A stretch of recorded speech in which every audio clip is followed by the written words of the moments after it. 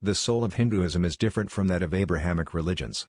Soul in Hinduism is without qualities and attributes such as a name or form. According to most schools of Hinduism, all souls in their purest state are indistinguishable, eternal, indestructible, immutable, invisible, formless and infinite. Only when they are bound to nature, they develop qualities or some distinction.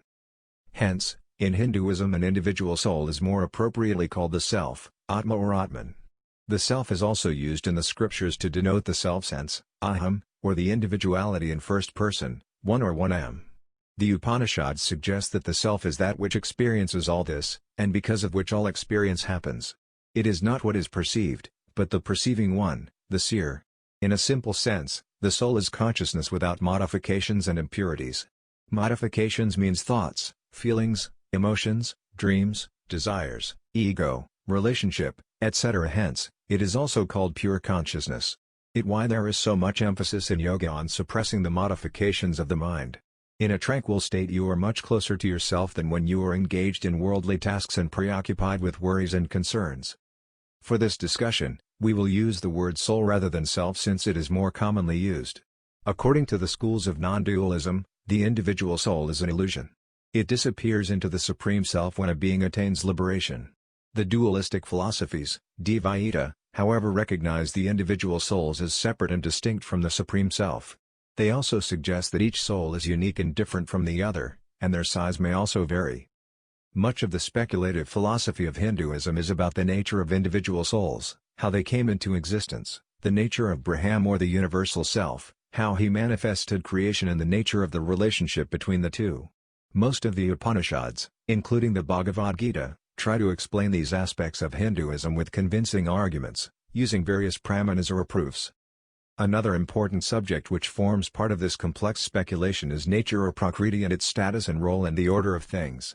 Without going into details of how various schools of Hindu philosophy view these broader aspects of our existence and reality, we will try to present below some of the speculations that are common to most of them on how the blissful and free souls become involved with nature and end up as the seeking and suffering jivas or embodied souls. The Vedas are considered by almost all the schools of Hinduism, darshanas, as the standard bearers of truth, which serve as the verbal testimony, shabda pramanam, to ascertain metaphysical truths. They confirm that in the beginning there was nothing. There was neither light nor darkness, neither the sun nor the moon, nor the earth, but one undivided nothingness. This nothingness is described in the Hindu scriptures as the unknown Brahman or indeterminate, avyakta, Brahman. It is also described as asat or non-existence, asat. This nothingness was believed to be the original state of things. The Puranas dramatize this condition as the resting phase of Brahman, the night of God, which, according to Hindu astronomical calculations, stretches over billions of years in Earth time. We do not know for how long the state of non-existence prevailed. However, at the end of it appeared the triad, or the following three entities. 1. Saguna Brahman or the awakened universal Lord. 2. Jivatmas or numerous individual souls and 3. Prakriti or nature. The three entities together constitute the triple realities or the original trinity of creation. The Puranas later identified Brahma, Vishnu and Shiva respectively as the triad or the triple forms, trimurtis. In some ways they personify the triple realities of creation in their functions as the three dimensions of the one absolute truth, who is mentioned in the Upanishads as Tat, that. Saguna Brahman or the universal Lord is the creator who manifests the worlds through his inviolable will. The Puranas ascribe this function to Brahma Prajapati, the creator of all beings. The individual souls, described as purushas, ensure the continuity of creation and the existence of the worlds in association with nature, prakriti. They act as the preservers. The Puranas describe the individual souls as the body of Lord Vishnu, who is traditionally known as the preserver or the upholder of creation. The souls are drawn to him like the gopas of Vrindavan. Lastly, nature engages the souls in the cycle of creation through the twin processes of degenerative involution and regenerative evolution. As the destroyer, Lord Shiva performs an identical role by facilitating both degeneration and regeneration or death and renewal of things and beings. As relates the role of nature in the bondage of souls. We are not going to discuss how the souls and nature came into existence because there is no unanimity on this subject among the various schools of Hinduism. Equally controversial is the question of whether nature or prakriti is dependent or independent of the awakened Brahman. According to some schools, prakriti is God's dynamic energy, created by him to execute his will. According to others, Prakriti is independent of God and not created by Him. Whatever may be the truth, these three are the basic components of the manifest reality, which is described as Sat or truth by the Hindu scriptures. In the next stage, the individual souls, who are the same as Brahman in their essence, become involved with nature and end up as the embodied souls or jivas. The Upanishads and Tantras describe this process in considerable detail. They depict nature not as a single entity but as a collection of diverse finite realities or tattvas which are immutable and destructible. They serve as the standard modules, which nature uses to create diverse life forms according to God's will. Knowledge of nature's tattvas or modular realities is vital to our understanding of how the pure souls become embodied souls, having been caught in materiality of nature and the cycle of births and deaths. We may speculate that the unsuspecting individual souls are not ensnared by nature with a magical touch, but over time, through a long-drawn process, which may be somewhat similar to how newborn babies are soothed and lulled into a comfortable sleep by their mothers. Or it may be how a fisherman casts his net into the ocean and captures the fish. Whatever may be the method, nature quietly spins its web of deception and illusion around the souls, in incremental steps, first by drawing them and later by clouding them with delusion and ignorance to the extent that they forget who they are. By the time they realize what happened, they find themselves deeply embedded in matter, attached to things and attracted to things, from which any possible escape seems almost impossible. The souls in the field of nature. In the Upanishads we find descriptions of how the individual souls are drawn to nature and develop various parts of their bodies, such as the sense organs, the mind, intelligence, qualities and so on. This transformation from the state of being to the state of becoming is described as soul's expansion or going forth. In other words, a soul that is immersed in itself and inward-looking becomes distracted and outward-looking. A subjective soul becomes objective by coming into contact with the things of nature. The moment the soul's attention is diverted from itself to the not-self, it no more remembers who it is. In their purest state the souls exist in the present moment. They do not have a memory system like ours, do not accumulate knowledge, nor do they use any organs to remember things.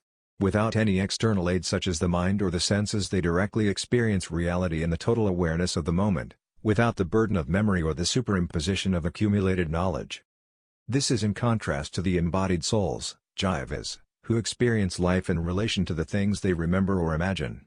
In their subjective state, the souls remain completely self-absorbed, withdrawn and immersed in themselves. However, when they are drawn into nature, they experience the duality of subject and object and lose their transcendental self-awareness, as they become enveloped by various impurities. This is described in the Hindu scriptures as the impure state of ignorance or lack of true knowledge.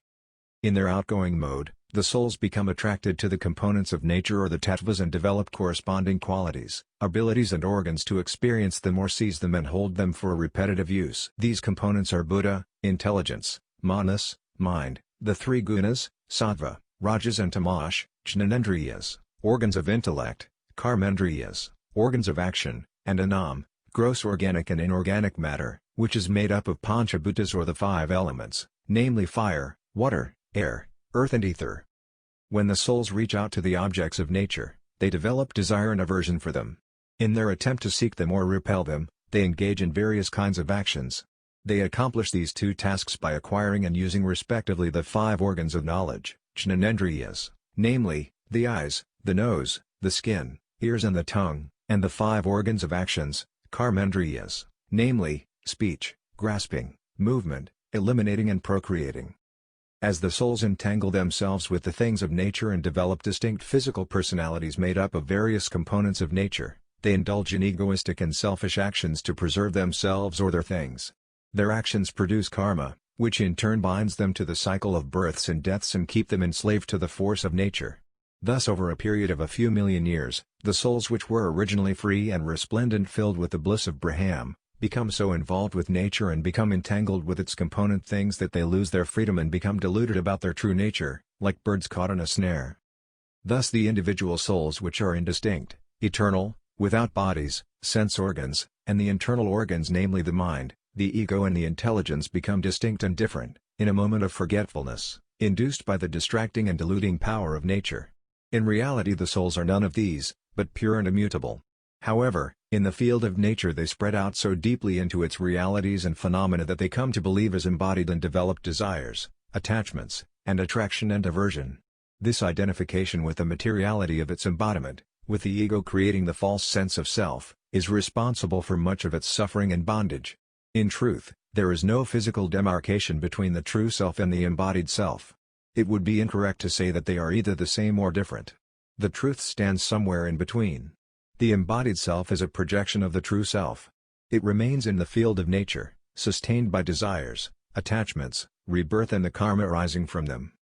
Visualize that a particle of light, possessing the infinity and indestructibility of God and with all his power and brilliance of the universe, descends into the Earth's atmosphere and gather energy and matter around itself. Imagine that it results in the formation of a being with distinct, physical and subtle bodies, having awareness, intelligence, the perceptual and cognitive ability to seek things, engage in motivated actions and lives for itself. This is precisely the journey of the soul from the heights of its freedom and blissful state of pure consciousness to its limited condition as an embodied soul having a name and a form. The liberation of the embodied souls. If in its outward movement an individual soul is drawn to nature and becomes attached to it, it can also escape from it through the reverse process of withdrawal, detachment and discarding of its mortal body. According to the Sprigtail traditions of Hinduism, it has to be done through the practice of various yogas or methods whereby the mind and body are cleansed and the soul becomes unburdened by the impurities and the attachments of its past actions. The path of liberation is arduous since one has to go against nature's maya and its overwhelming influence. However, it is not impossible.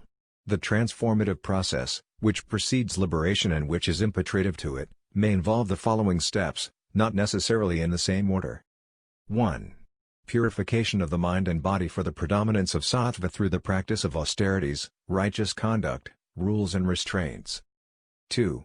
The practice of karma sannyasa yoga by performing actions without desire for their fruit as an offering to God. 3. The practice of jnana yoga through self-study, service to enlightened masters and divine worship to cultivate discernment and overcome ignorance and delusion. 4. Acknowledging your spiritual identity as the eternal self and becoming stabilized in it through contemplative practices. 5. Withdrawing the mind and body from the sense objects and stabilizing them in the contemplation of the self. 6. The continuous practice of detachment, renunciation, dispassion, indifference and sameness to stabilize the mind and experience equanimity on a regular basis. 7. The continuous practice of concentrated meditation upon the self, Atma Samyama Yoga, which will lead to self-absorption, samadhi. 8. Surrender, divine worship, and devotional service to God to earn His grace, overcome duality and cultivate oneness.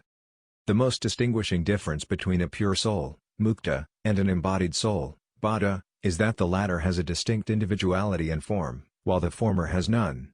Once an individual soul is caught in the whirlpool of life, it passes through many cycles of births and deaths, before it realizes the importance of liberation. According to Shaivism and Tantra, the three main problems of an embodied soul, jiva, which are responsible for its bondage to the cycle of births and deaths are, egoism, anava, attachments, pasas, and binding actions, karma. They keep the embodied souls impure and bound to the mortal world. From the highest world of Brahman, the souls descend deep into the depths of nature and partake some of its components.